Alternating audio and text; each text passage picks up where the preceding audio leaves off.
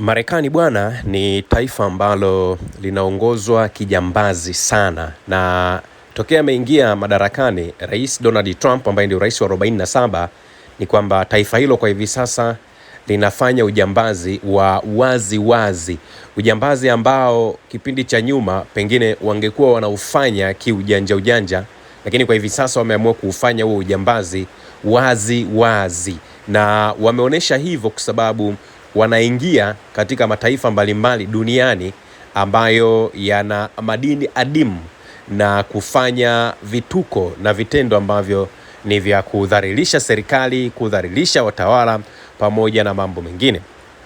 Dunia kwa hivi sasa inakumbwa na changamoto kubwa sana ya maendeleo ya teknolojia, ambapo maendeleo ya teknolojia yanakuja wakati rasilimali za kuifanya teknolojia ikue ni zile zile tokea dunia kuumbwa, yani haziongezeki. Zaidi tu ni kwamba binadamu wanazidi kutafuta mbinu mpya za kuifanya teknolojia iweze kutawala mfumo mzima wa kiulimwengu. Sasa kupitia kuifanya teknolojia iutawale mfumo mzima wa kiulimwengu, ndipo Marekani tunamuona anafanya vitendo vyake vya kijambazi. Marekani kwa hivi sasa analazimisha mataifa mbalimbali duniani yaweze kusaini mikataba ya kitu kinaitwa madini adimu, ambayo Marekani anatakiwa kuwa na control nayo. Marekani anatakiwa kudhibiti soko, kudhibiti bei, kudhibiti uchimbaji, kudhibiti uendelezaji wa hayo madini pamoja na mambo mengine. Sasa ili kurasimisha huo mpango wake wa kijambazi, tumeona Marekani wamekuja na kitu kimoja kinaitwa Critical Minerals Ministerial, ambapo kwa mara ya kwanza mkutano wake umefanyika tarehe 4 mwezi wa pili mwaka 2026, ambapo Marekani imefanya mkutano wake huo wa kwanza wa mawaziri kuhusu madini muhimu, ambao unalenga kuimarisha minyororo ya ugavi, na hii ni kwa mujibu wa taarifa ambayo imetolewa na Wizara ya Mambo ya Nje ya taifa hilo kupitia kwa waziri wake Marco Rubio. Na mkutano huo kwa mujibu wa Marekani wanasema unalenga kuimarisha minyororo ya ugavi wa madini muhimu kwa kushirikiana na washirika wa kimataifa, ambayo wizara hiyo ilielezea kuwa nia ya msingi kwa usalama wa kiuchumi wa kimataifa, kitaifa na taifa lenyewe la Marekani, lakini pia kuangalia nani ambaye anaweza kawa ni kiongozi wa kiteknolojia na mustakabali imara wa nishati. Sasa katika uanzishwaji wa hiyo Critical Minerals Ministerial ni kwamba Marekani wamekuja na huu mpango ili waweze kuidhibiti dunia katika eneo zima la rare earth minerals. Critical minerals ni nini? Hapa ndugu zangu, naomba mnielewe vizuri. Ndio maana nimesema Marekani ni majambazi, majambazi, majambazi, majambazi. Critical Minerals ni jukwaa la kimataifa la mawaziri ambalo limeanzishwa na Marekani na linawakutanisha mawaziri wa madini duniani, mawaziri wa biashara duniani, mawaziri wa nishati duniani, mawaziri wa fedha duniani, taasisi za kifedha za kimataifa pamoja na sekta binafsi. Lengo ni kuratibu na kudhibiti minyororo ya ugavi wa madini muhimu duniani.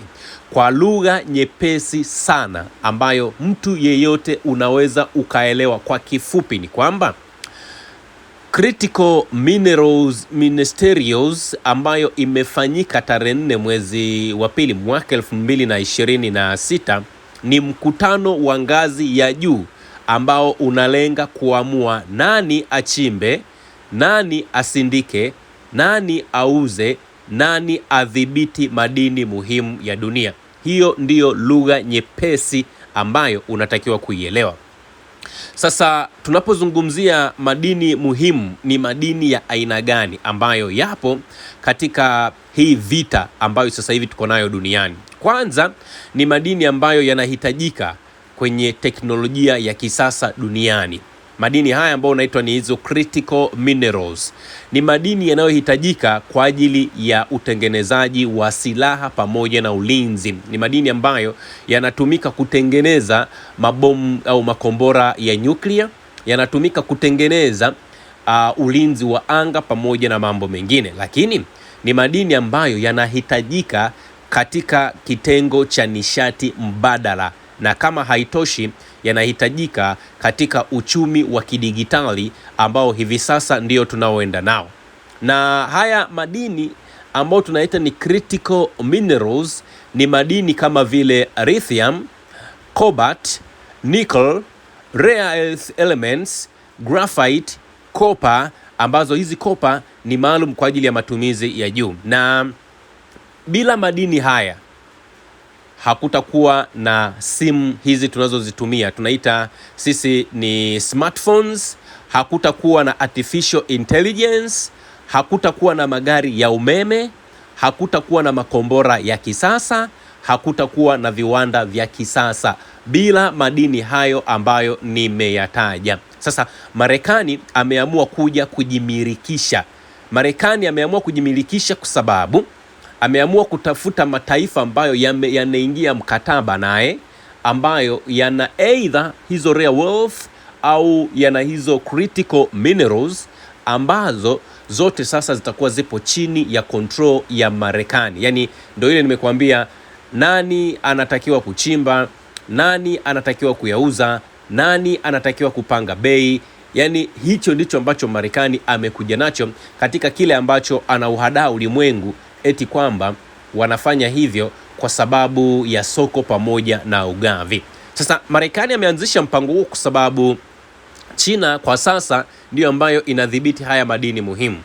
China wanadhibiti sehemu kubwa sana ya uchimbaji wa haya madini muhimu. Yani wao walishtuka mapema sana, lakini China inadhibiti au China ndiyo ambayo inaongoza kwa kitu kinaitwa processing au usindikaji wa hayo madini ambayo tunasema ni critical minerals. Lakini pia China imekuwa ikiyatumia madini haya kama silaha, na Marekani imeliona hili ni kama tishio la moja kwa moja kwa usalama wa taifa hili. Sasa dunia ikajikuta na yenyewe inaingia kwenye 18 za Marekani, na hapa ndipo dunia ilipoingia makosa mazito sana.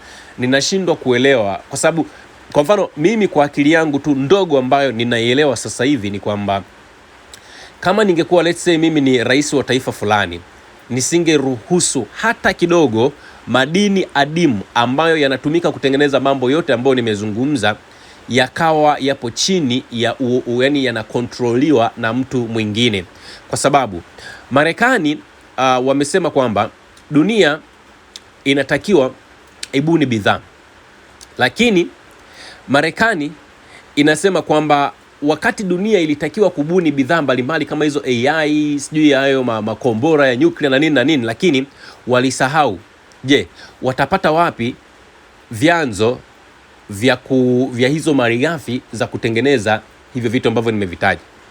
Sasa hapa duniani ilikuwa inategemea nchi kadhaa ndizo ambazo zifanye maamuzi.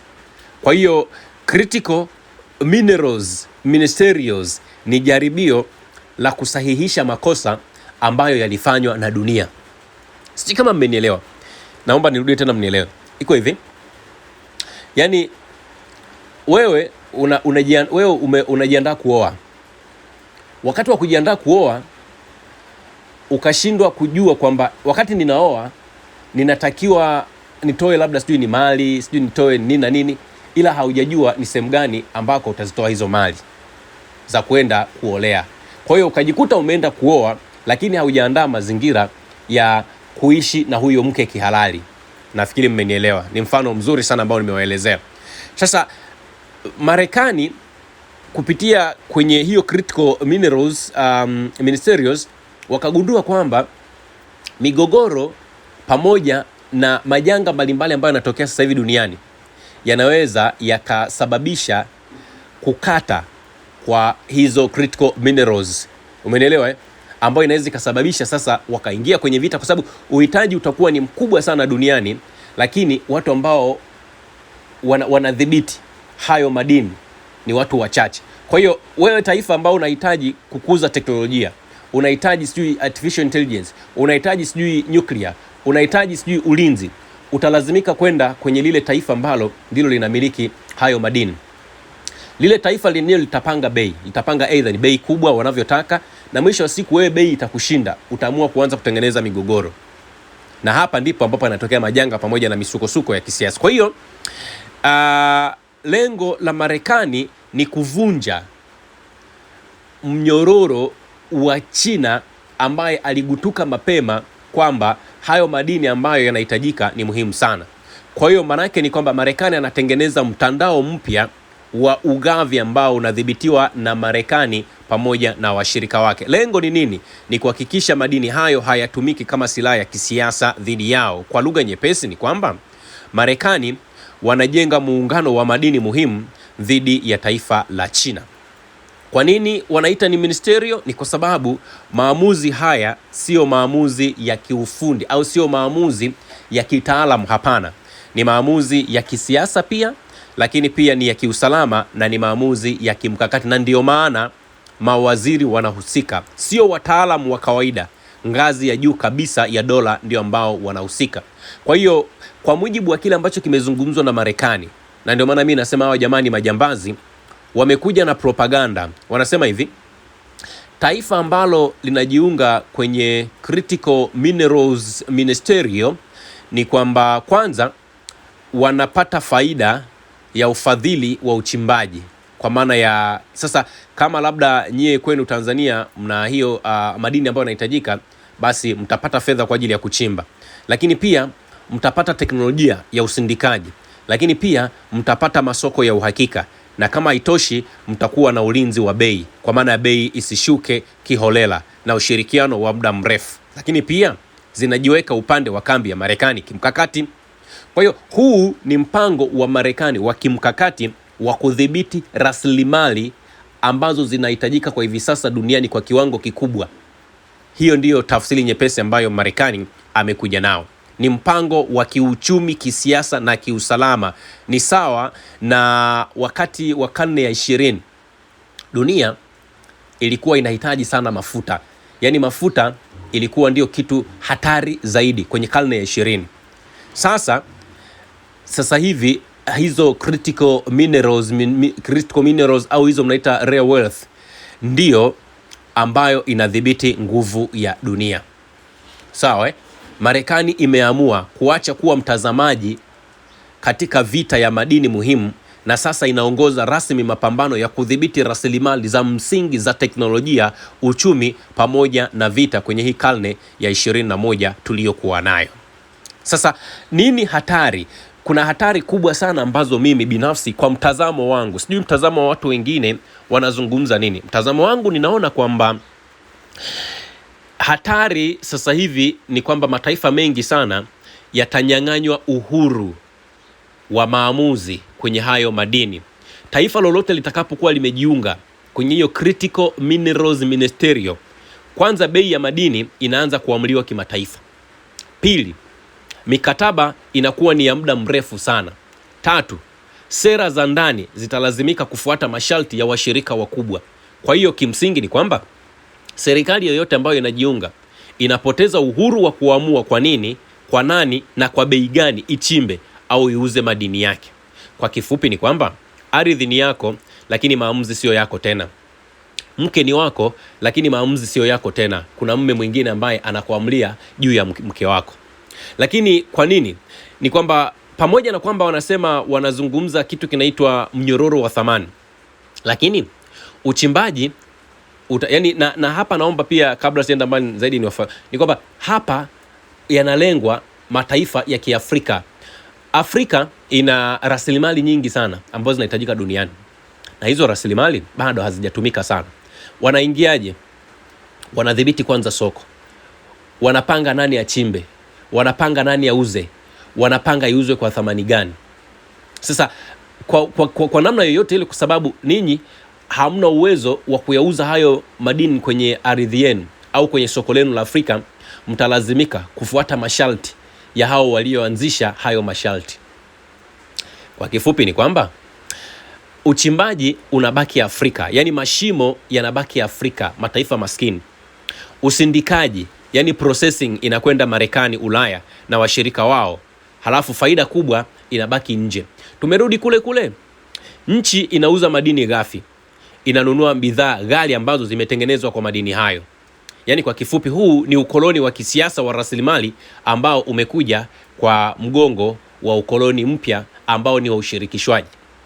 Jana mataifa 50 yamekutana kwenye hiyo critical minerals. Lakini pia katika namna ambavyo ninaona mtazamo huu ni kwamba kwa hivi sasa kutakuja kuwa na mikataba ambayo haiwezi kubadilishwa.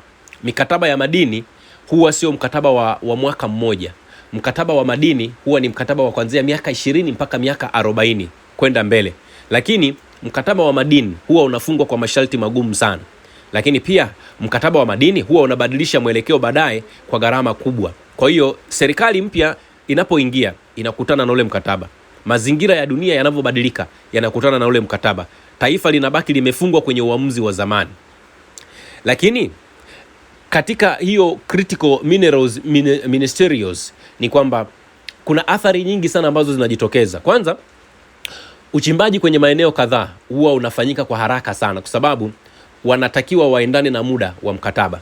Sheria za mazingira zinalazimika kulegezwa, zibadilishwe ili wapate ruhusa ya kuchimba. Jamii ambazo zinakaa kwenye maeneo ambayo yana hayo madini zinalazimika kuondolewa. Ardhi pamoja na maji vinaharibiwa vibaya mno kwa sababu ya uchimbaji wa hayo madini. Kwa hiyo faida inaenda nje, lakini gharama inabaki kwenye taifa fulani. Maendeleo yanakuwa kwenye makaratasi, lakini mateso yanakuwa ni ya vitendo, miaka na miaka. Hiki ndicho ambacho mimi ninakiona. Na ndugu zangu, dunia ya sasa imekuwa ni dunia yenye ukatili mkubwa sana. Ni dunia ambayo haiangalii tena kwamba kuna kizazi kingine ambacho kinakuja. Ni dunia ambayo inaangalia yenyewe kwa sasa hivi. Yani inaangalia kwenye mita moja tu ya pale tulipo. Haiangalii mita 10,000 ambazo zipo mbele uweze hata kuziona. Hiki ndicho ambacho kinatokea. Maskini ya Mungu, mataifa zaidi ya 50 jana yameshiriki kwenye huo mkutano. Na yameshiriki kwa sababu huenda hayajui target za Marekani ni zipi. Target za Marekani, anataka kuzima kabisa taifa la China ambalo lilishtuka mapema sana. Sasa Wachina na wenyewe ni wajuaji. Nimeona rais wa Marekani Bwana Donald Trump amesema anakwenda kukutana na rais wa China mwezi April. Wanaenda kujadili kuhusiana nayo masuala ya madini, masuala ya ulinzi, masuala ya usalama, masuala ya geopolitics na mambo mengine, lakini kubwa zaidi wanakwenda kutazama namna gani ambavyo Mchina atakubali kufanya makubaliano na Marekani ili waweze kula sahani moja. Usisahau kusubscribe, like na kubonyeza alama ya kengele